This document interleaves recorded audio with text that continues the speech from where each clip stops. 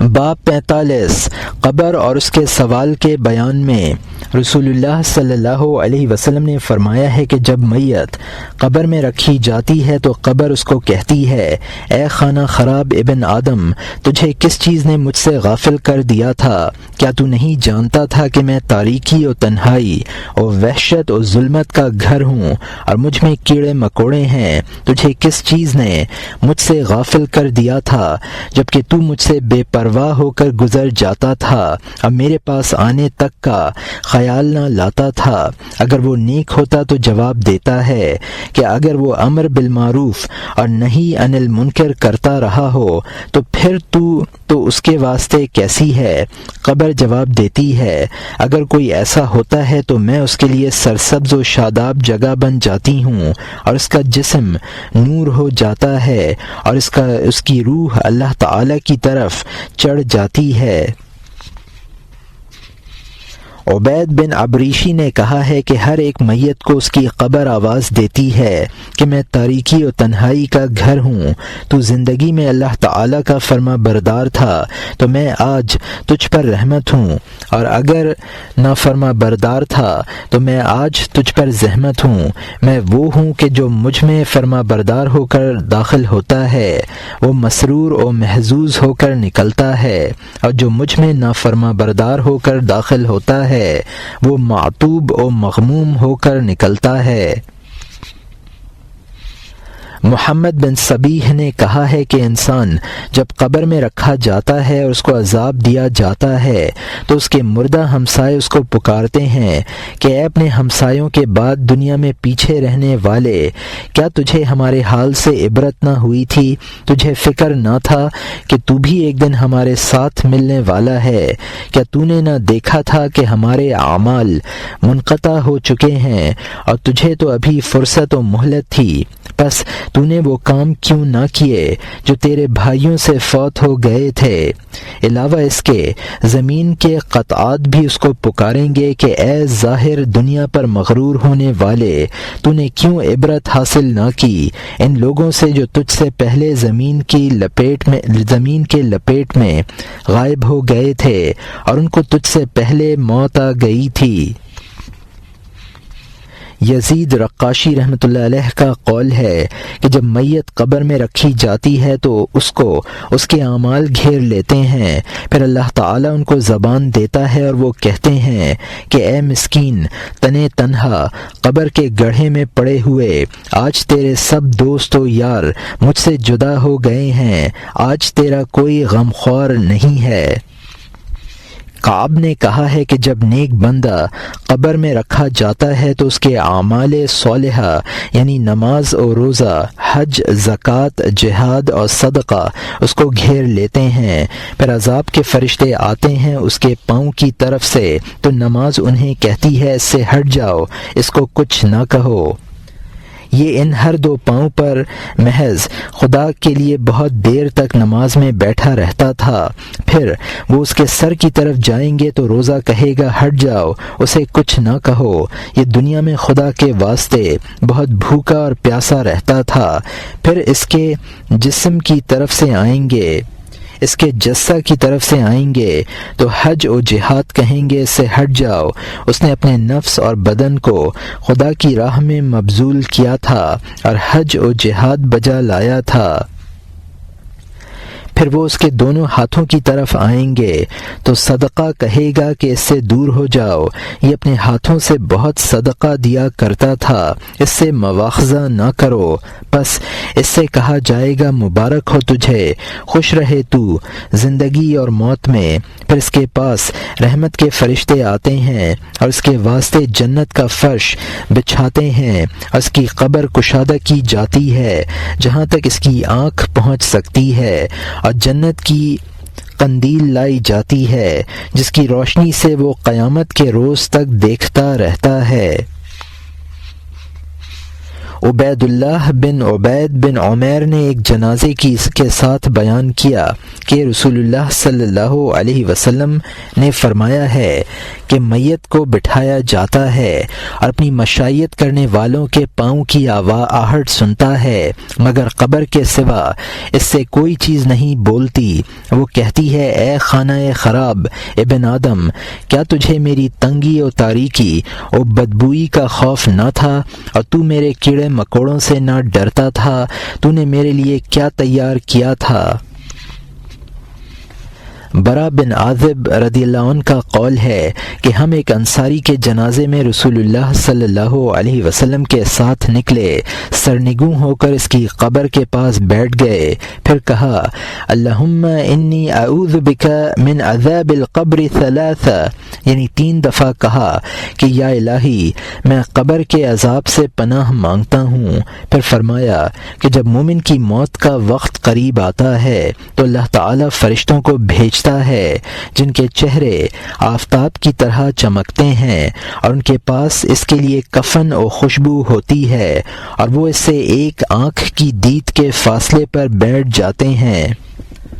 پھر جب اس کی روح نکل جاتی ہے تو آسمان و زمین کا ہر فرشتہ اس پر رحمت و آفرین بھیجتا ہے، اور اس کے واسطے آسمانوں کے دروازے کھولے جاتے ہیں، اور ہر ایک دروازہ یہی چاہتا ہے کہ اس کی روح میرے دروازے سے داخل کی جائے۔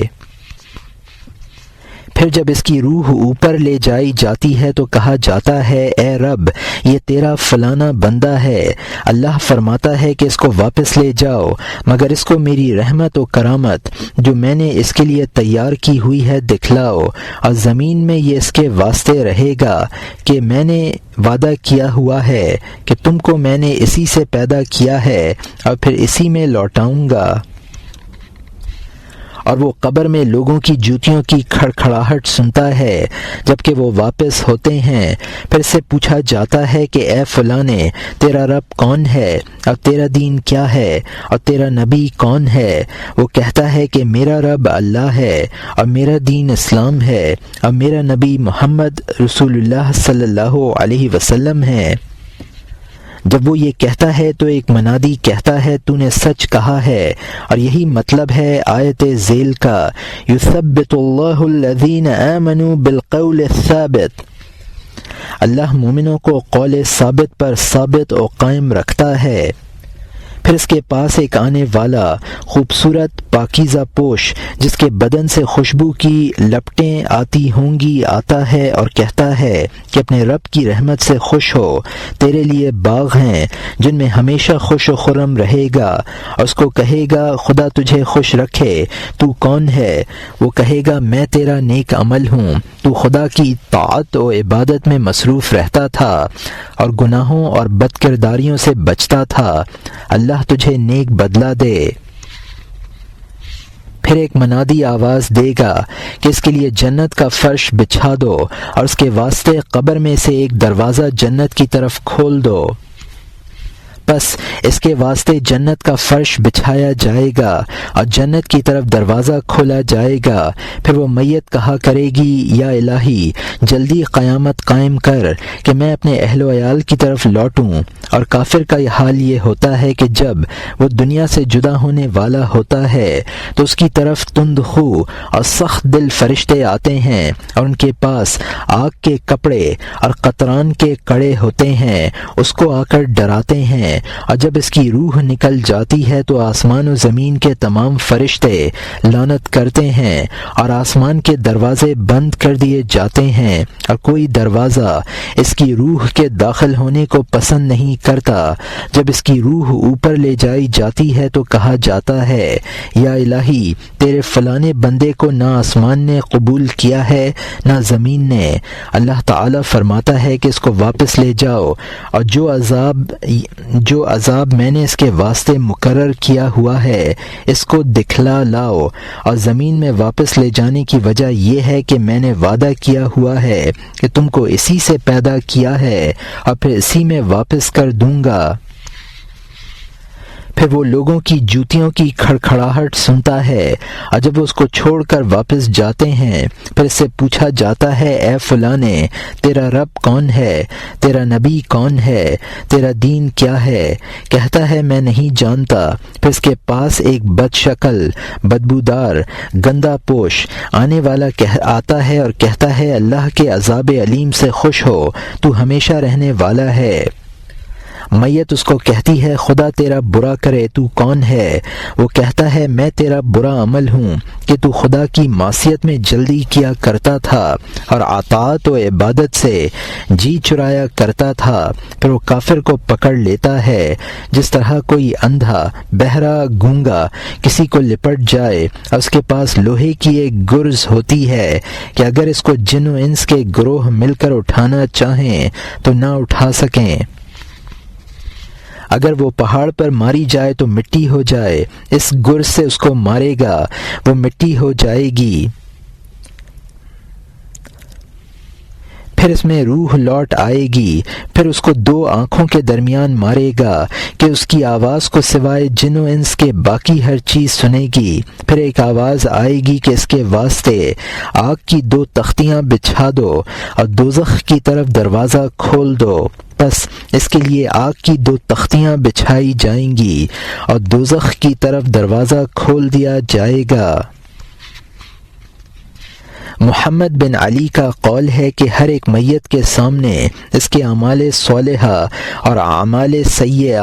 مجسم و متشکل بن کر آتے ہیں۔ اعمال صالحہ کو نظر اٹھا کر دیکھتا ہے اور سیئہ سے سرنگوں ہوتا ہے۔ ابو ہریرہ رضی اللہ عنہ سے روایت ہے کہ رسول اللہ صلی اللہ علیہ وسلم نے فرمایا ہے جب مومن کی موت کا وقت نزدیک آتا ہے تو فرشتے اس کے پاس ریشمی لباس لے کر آتے ہیں جس میں کستوری اور خوشبودار پھولوں کی مہک ہوتی ہے۔ پھر اس کی روح ایسی آسانی سے نکالی جاتی ہے جیسا کہ گوندھے ہوئے آٹے سے بال نکل آتا ہے۔ اس کو کہا جاتا ہے کہ اے نفس مطمئنہ، راضی اور خوشی سے خدا کی نعمتوں اور کرامتوں کی طرف چل۔ پھر جب روح نکل جاتی ہے تو اس کو کستوری اور ریحان پر رکھی جاتی ہے اور اس پر ریشم لپٹی جاتی ہے اور علیین میں لے جائی جاتی ہے، اور جب کافر کی موت کا وقت آتا ہے تو فرشتے اس کے پاس ٹاٹ لے کر آتے ہیں جس میں آگ کی چنگاری ہوتی ہے اور اس کی روح نہایت سختی اور تکلیف سے نکالی جاتی ہے اور کہا جاتا ہے اے خبیث نفس، ذلیل و خوار ہو کر اللہ کے عذاب و نکال کی طرف چل۔ پھر جب اس کی روح نکل جاتی ہے تو اس چنگاری پر رکھی جاتی ہے اور اس پر ٹاٹ لپٹی جاتی ہے اور سجین میں لے جایا جاتا ہے۔ محمد بن کعب قرظی نے آیت ذیل حتی اذا جاء احدهم الموت قال رب ارجعونی لعلی اعمل صالحا فیما ترکت، جب ان میں سے کسی کی موت قریب ہوتی ہے تو کہتا ہے یا الہی مجھے واپس کرو کہ میں دنیا میں جا کر اب نیک عمل کر لوں۔ کی تفسیر میں کہا ہے کہ اس کے جواب میں کہا جائے گا کہ تو کیا چاہتا ہے اور کس چیز کی رغبت رکھتا ہے؟ تو چاہتا ہے کہ واپس کیا جائے تاکہ تو مال جمع کرے اور باغ لگائے اور عمارتیں بنائے اور نہریں چلائے۔ وہ کہے گا یہ بات نہیں بلکہ اس واسطے کہ جا کر نیک عمل کروں۔ پس اللہ فرمائے گا ہرگز نہیں، جو ہونا تھا ہو لیا۔ حضرت ابو ہریرہ رضی اللہ عنہ سے روایت ہے کہ رسول اللہ صلی اللہ علیہ وسلم نے فرمایا ہے کہ مومن اپنی قبر میں ایک سبز باغ کے اندر ہوتا ہے اور اس کی قبر 70 ہاتھ فراخ کی جاتی ہے اور ایسی روشن کی جاتی ہے کہ جس میں 14ویں رات کا چاند نکلا ہوا ہو۔ ایک دفعہ رسول اللہ صلی اللہ علیہ وسلم نے صحابہ رضی اللہ عنہم سے دریافت کیا کہ تم جانتے ہو کہ فَإِنَّ لَهُ مَعِيشَةً دَنْكَ، اس کا گزارا تنگ ہوگا، کس کے حق میں نازل ہوئی ہے؟ انہوں نے کہا اللہ اور اس کا رسول جانتا ہے۔ تو فرمایا کہ کافر کے عذاب میں جو اس پر قبر میں کیا جاتا ہے، اس پر 99 سانپ چھوڑے جاتے ہیں کہ ہر ایک سانپ کے ساتھ ساتھ منہ ہوں گے، اس کافر کو ڈنگ ماریں گے، اس کے جسم میں پھنکاریں گے یہاں تک کہ قیامت ہو جائے۔ نکتہ، اس مخصوص عدد یعنی 99 پر تعجب نہ کرنا چاہیے، کیونکہ ان سانپوں اور بچھوؤں کی گنتی تکبر، ریا، ضد، خیانت، کینہ وغیرہ اخلاق مذمومہ کے موافق ہے، کیونکہ اخلاق مذمومہ بطور اصول کے معدود چند ہیں، پھر ان شاخوں کی شاخیں پھوٹتی ہیں، اور یہ صفات مذمومہ بالذات مہلکات یعنی ہلاک کرنے والی ہیں، اور وہی سانپوں اور بچھوؤں کے اجسام میں مجسم ہو جاتے ہیں۔ پس جو صفات مذمومہ و اخلاق ردیہ قوی ہوتے ہیں وہ سانپوں کا سر ڈنگ مارتی ہیں، اور جو کمزور ہوتی ہیں وہ بچھوؤں کا سر ڈنگ مارتی ہیں۔ صاحبان دل اور روشن ضمیر ان مہلکات کو بصیرت کے نور سے مشاہدہ کرتے ہیں، لیکن ان کی گنتی سوائے نور نبوت کے معلوم نہیں ہو سکتی۔ پس اس قسم کی احادیث کے لیے ظاہری معنی صحیح ہوتے ہیں اور ان کے مطالب خفی ہوتے ہیں، مگر وہ عارفوں اور صوفیوں کے نزدیک واضح اور ظاہر ہوتے ہیں۔ پس جس شخص پر اس قسم کے حقائق منکشف نہ ہوں اس کو ان کے ظواہر سے انکار نہ کرنا چاہیے، بلکہ تصدیق و تسلیم کرنا چاہیے، اور یہ اقل درجہ ایمان کا ہے۔